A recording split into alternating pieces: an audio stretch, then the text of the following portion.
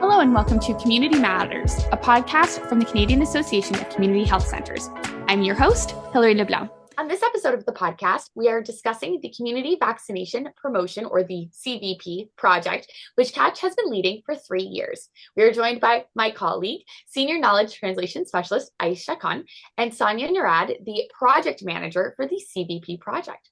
Sonja is also the owner of SN Management, a consulting firm she established to help nonprofits strengthen the impact they have with their communities and in advancing health equity and social justice. Two people I enjoy speaking to so much, so this feels like the easiest podcast. How are you both doing today? Very well. Good. Happy to hear you're both doing good. Now, I feel like I have been in part, but not fully living and breathing the CVP project alongside you both.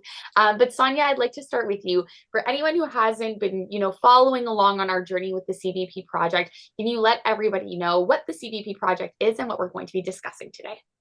Sure. So, stepping back a bit, the challenge of addressing vaccine hesitancy and misinformation among equity-deserving populations in Canada has been and certainly continues to remain a critical issue. And we especially witnessed how misinformation about COVID-19 vaccines fueled vaccine hesitancy, created barriers to vaccine trust and confidence and uptake. So today, access to accurate and culturally relevant information and equitable vaccine promotion services is vital to building trust and confidence so that we do have uptake of seasonal and routine vaccines.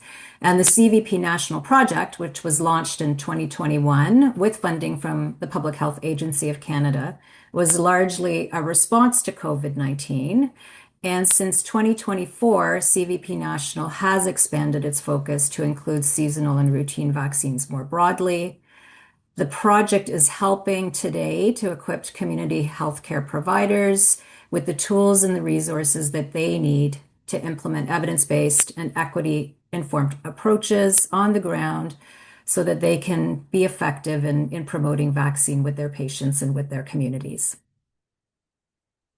Awesome. Thanks so much, Sonja. And I have seen some of that, of course, like I mentioned firsthand. And I feel like I've also been impacted by it, learning about, vaccine schedules and different conversations I've had with Ayesha at conferences. So it's been awesome to see the work that you've been doing. And as you mentioned, Sonja, sort of throwing it back to the start, which I also can't believe it's been 3 years. But Ayesha, can you describe what the first phase of the project was looking at? Absolutely. So as Sonja mentioned, CACHC was funded by the Public Health Agency of Canada under the Immunization Partnership Fund in early 2021. And CACHC was one of 5 CVP national projects working with CHCs across Canada to improve COVID-19 vaccine access, uptake, and confidence among diverse equity-deserving populations across the country. So the 4 other CVP projects were CVP BC, CVP Manitoba, CVP Nova Scotia, and CVP Ontario. And so the provincial community health center associations in those provinces, along with CACHC, worked to increase access again for COVID-19 vaccines, as well as making information more accessible to both clients and healthcare practitioners across the country. And this included through providing small grant funding to CHCs across the country to directly support their COVID-19 vaccine promotion, education, and delivery efforts. Awesome. And now can you also tell us, Ayesha, about the second phase and what you've been up to more recently? Yes. So in 2024, we began the second phase of our CVP national project. And in this phase, we were focused on addressing misinformation and vaccine hesitancy, which ultimately affects lower vaccine uptake. So through this work, we first engaged in an environmental scan to really understand the scope of vaccine information resources and tools that are publicly available to folks across the country. So through that scan, we wanted to be able to understand how these resources are reaching the populations they're targeted for, and also identify gaps that limit their usefulness in reaching diverse audiences, as well as clients and providers alike.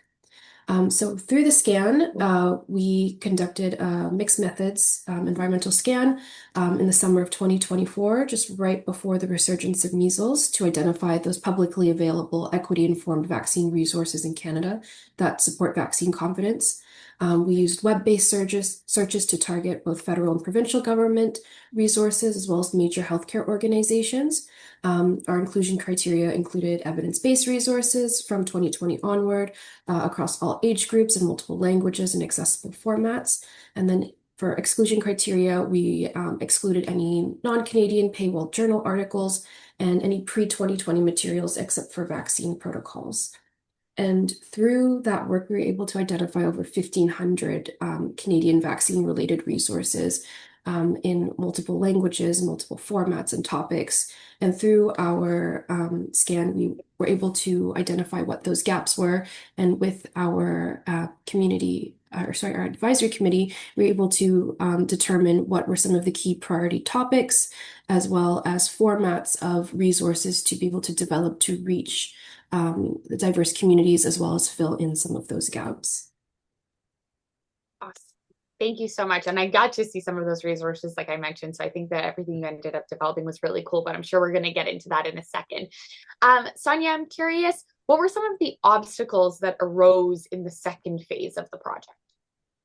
Yeah, I mean, I would say, and I'm very proud to have been a part of this project. We did, for the most part, implement all of the different activities that we had hoped to implement, and as Ayesha said, have generated a vast amount of tools and resources for healthcare providers and the general public, and have disseminated those through CACHC's social media, through webinars, through conferences, and so happily able to report that we did have a lot of success with the project. One of the areas where our project did need to pivot was in response to the changing vaccine landscape. So Aisha just mentioned measles, and our environmental scan was conducted before the measles outbreaks across the country in 2024.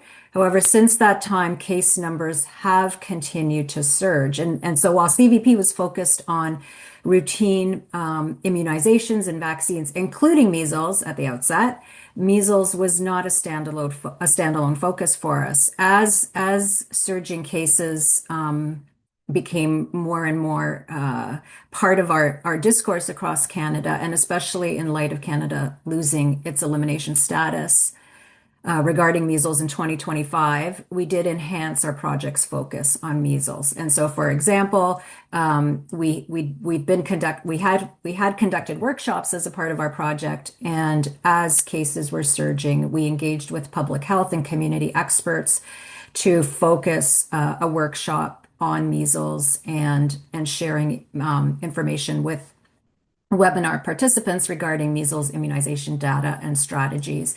We also created measles-specific communications that have been shared via our social media.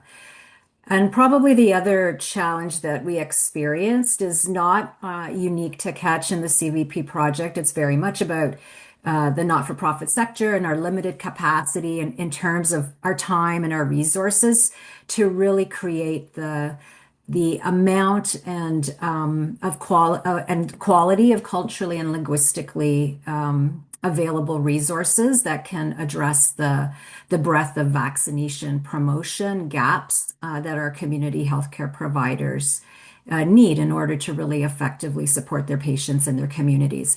So we did lean into the advice provided by our partners and advisory committee members to identify priorities for resource development, and to that end have been again able to work within our capacity to create an immense amount of information despite some of those limitations related to our resources. Amazing. Yeah, you really The limitations with resources are really hard. And I know that we talk about it in every episode of this podcast, whether it's project-based or CHC-based. So you still manage to do so much. So kudos, despite all of those obstacles. And I feel like Sonja definitely teased some of the successes, but Ayesha, if you would like to extrapolate on the successes that you had with this project in the last year. Yeah. So definitely building off of Sonja's discussion on the vast amount of material produced, we were able to create a wide range of resources. One of the most significant being our vaccine communication toolkit that's now available in 11 different languages. And so this toolkit hosts over 250 culturally informed graphics and messaging around vaccine to encourage folks to learn more about COVID-19 vaccines, flu vaccines, shingles vaccines, and pneumococcal vaccines, and to provide some information on who is eligible to receive these vaccines, as well as where they can find them. And this has shown to be really well received by our CHCs and partners as well.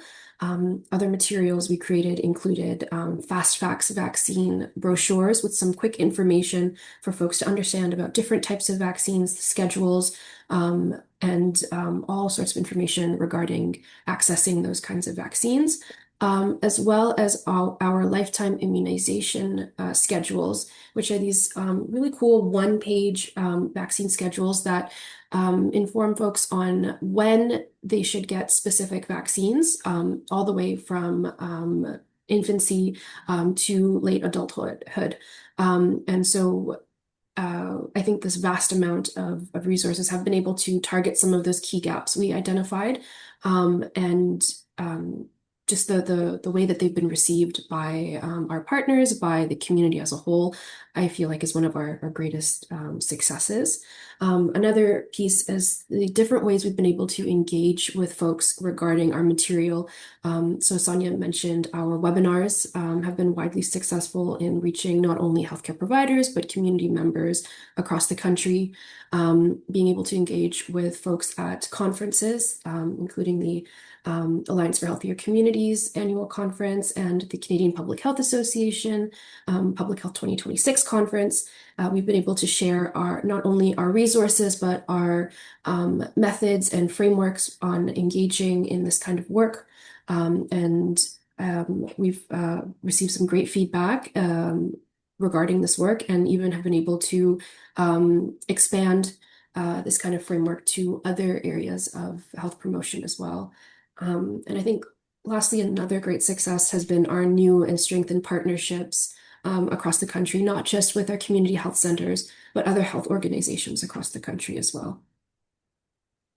Awesome. I was about to ask about the partnerships, but I did want to highlight one of my favorite memories from our most recent conference was how much people loved the vaccine schedule, but the amount of people who just like wanted a sheet to track for themselves and they've sort of forgotten about the clients. And we're like, no, I don't even know when I'm supposed to get my own vaccine. And it was so funny to watch people be happy about educating themselves personally and also then, forwarding that along.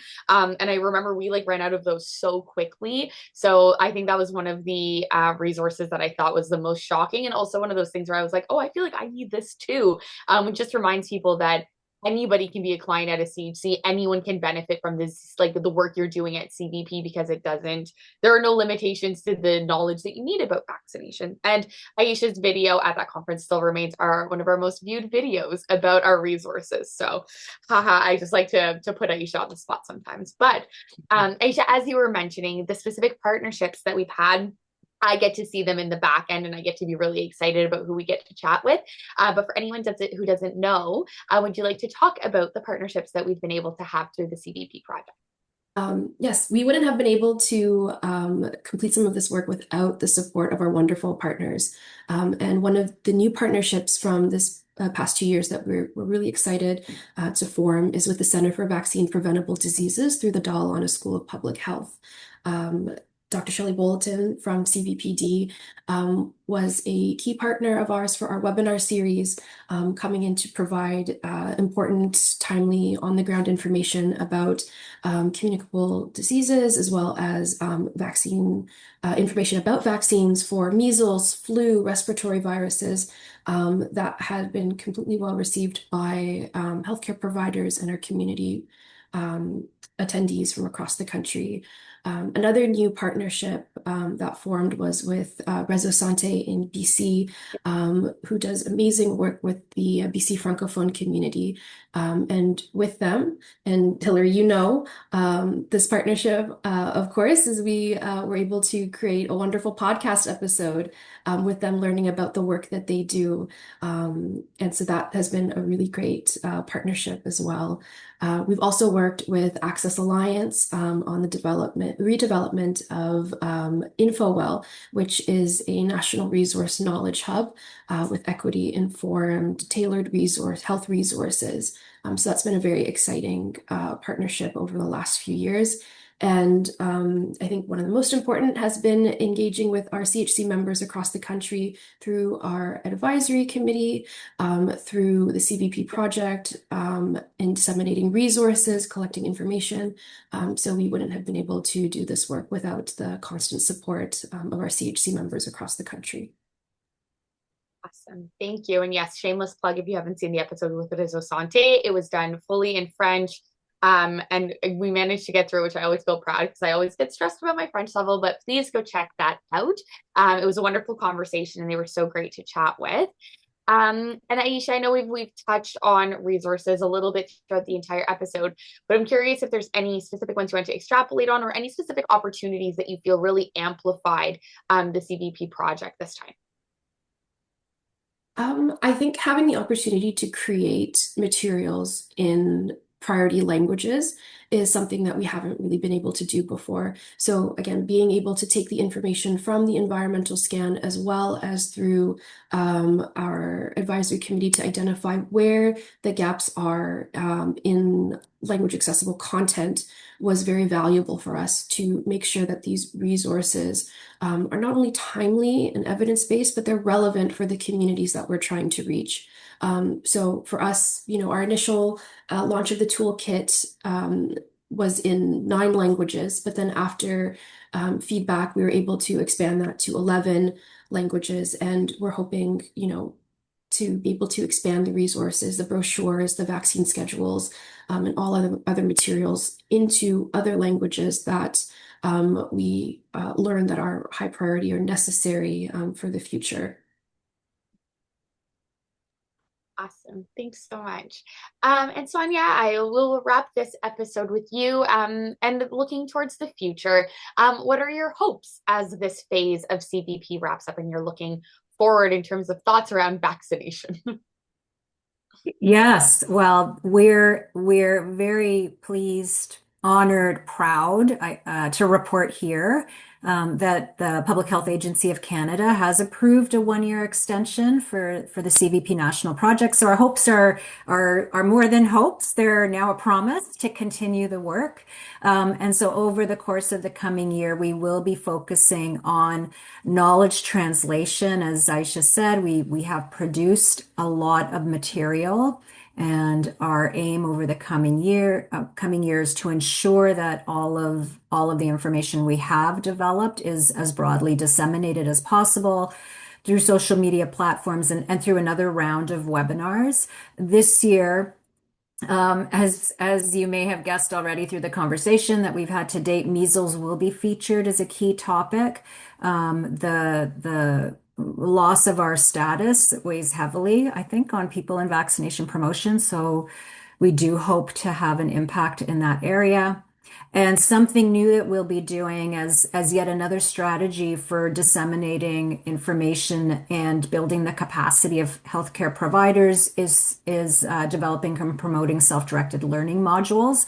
By doing this, healthcare providers will have access to learning that's structured but also self-paced and self-directed, so they can learn when and how it is most convenient for them, and not have to feel pressure to make one of our webinars fit into their schedules. Another area that we're very excited to be focusing on moving forward is, and Ayesha just mentioned this, InfoWell. So we have spent a considerable amount of time over the last 2 years working with Access Alliance to redesign and rebrand our National Knowledge Hub as InfoWell. And this year we move forward with that. We'll be putting in place quality control processes to ensure that this incredible library really can be the most trusted repository for community health promotion information and vaccination promotion related resources in Canada. And then I think, building again off some of the conversation we've had so far, we are quite eager to engage and re-engage with Francophone and Indigenous and other partners across Canada, so that we can continue to create, promote, and share vaccination promotion information and tools and resources that really are equity informed and culturally and linguistically relevant, and can have that impact on the ground that our project is striving to achieve. Awesome. I love hearing about expansions in Francophone, because that means I get to continue to be part of the discussion as well, which is so exciting. And I'm excited to see more from InfoWell once it finally launches. And I just want to say that acknowledging that this podcast is public and is for everybody, that if anyone is curious about anything, that these tools and resources are not, being hoarded for professionals. They are available for everybody. Anybody should, I think, want to learn more about vaccination, so that they are a part of the conversation and asking questions. It's not supposed to make anyone feel shameful if they have questions about vaccines. This is supposed to be an open discussion so we can all learn more. And with that in mind, Sonja, I'll ask you, we've discussed so many amazing resources today. If anyone wants to learn more about the CVP project, where on our website can they go to learn more? Good question. So absolutely make your way to the CACHC website, www.cachc.ca. And then the best place to find what we're doing is on the What We Do page, and knowledge translation and exchange in particular. So a couple of buttons and you'll be right on our page. That's awesome. Perfect. I will likely link the exact location on the screen just to make it easy for everyone, because I want everyone to see the amazing work that you've been up to for the last few years and know where to go to see what's coming next. Sonja, Ayesha, thank you so much for chatting about vaccines today. Congrats on your amazing work. And I'm so excited to see what CVP does next. Thank you. Have a great day. Thank you for listening to Community Matters, a podcast from the Canadian Association of Community Health Centres. To learn more about our association and the important work of community health centres across Canada, go to www.cachc.ca.